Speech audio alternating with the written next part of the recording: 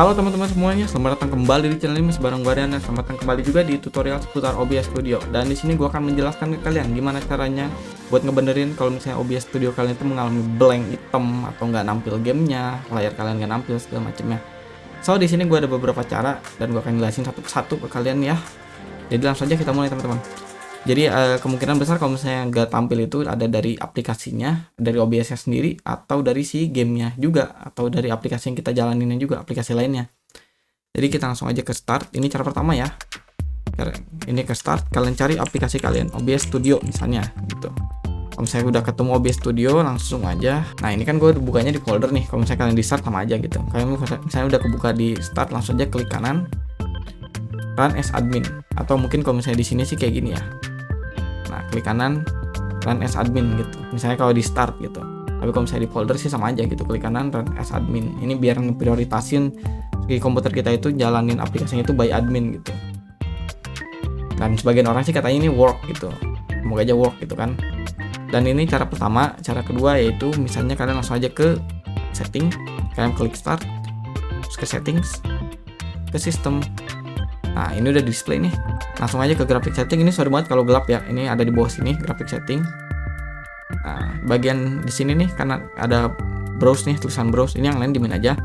Kalian ganti ke ini, ke bagian browse ini. Klik aja. Kalian cari nih folder OBS kalian itu dari mana. Biasanya kalau misalnya kalian installnya default pasti ada di C, di program file.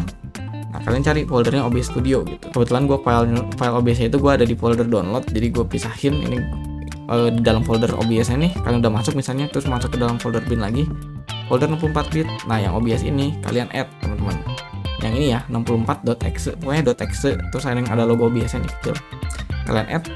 Kayaknya udah nambah nih. Kalau misalnya udah nambah gini, kalian klik option.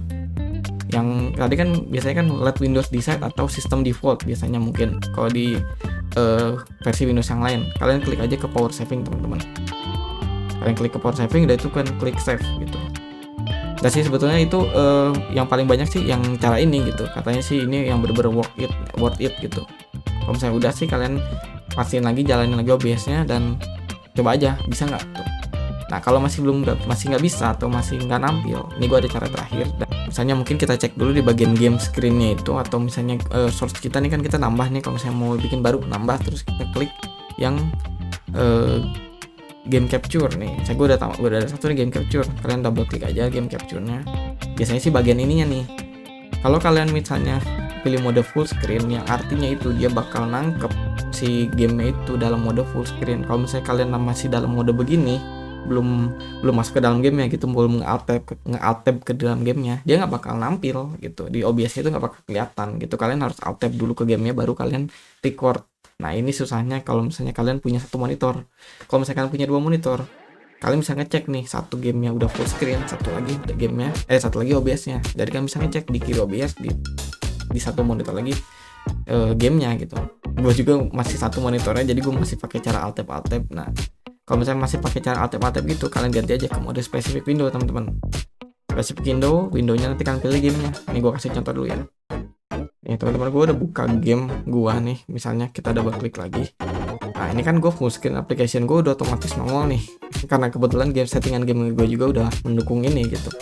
Kalau misalnya masih belum nampil yang full screen application, kalian pilih aja specific window, pilih aja gamenya gitu. Kalau misalnya masih belum nampil, double klik lagi, buka gamenya dulu, alt tab dulu ke gamenya, alt tab lagi, nanti dia pasti muncul. Nah otomatis muncul gitu. Sejauh ini sih begitu teman-teman. Kalau misalnya monitor cuma satu, pakai aja yang specific window, kalian arahin si windownya ke game kalian gitu. Kalau misalnya masih belum nampil juga, nah biasanya ini dari terakhir, cara terakhir itu dari si gamenya sendiri. Nah kita ke game misalnya bagian setting, biasanya kalian ke setting, ke bagian graphic setting atau display setting. Nah bagian window mode biasanya nih. Di sini gue pakai mode full screen borderless. Ada satu lagi mode full screen eksklusif, ada satu lagi window. Jangan yang window, pilihnya full screen. Kalau nggak yang ini, satu lagi. Kalau yang eksklusif, yang artinya misalnya kalau misalnya kita mode ini, ketika kita nge-alt tab mau ngecek OBS kita, si game itu bakal nutup teman-teman, bakal minimize gitu istilahnya tuh, ngecilin gitu. Kalau misalnya di Windows itu beda halnya kalau misalnya kita mode borderless yang tadi gue pakai.